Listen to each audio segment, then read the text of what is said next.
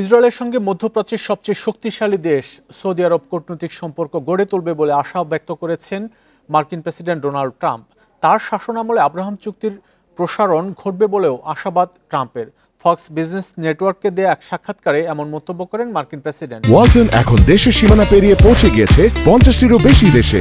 ওয়ালটন, ঘরে ঘরে বিশ্বজুড়ে। বলেন, তার আশা কেবল সৌদি আরবই নয়, আরও অনেক দেশ এই চুক্তিতে সই করবে।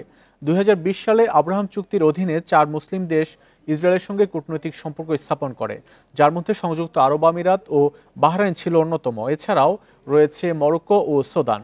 গত সপ্তাহে ইসরায়েলের পার্লামেন্ট নেসেটে বক্তব্য দেন ট্রাম্প। সেখানেও ইরান ও ইসরায়েলের মধ্যে সম্পর্ক স্থাপন নিয়ে কথা বলেন মার্কিন প্রেসিডেন্ট।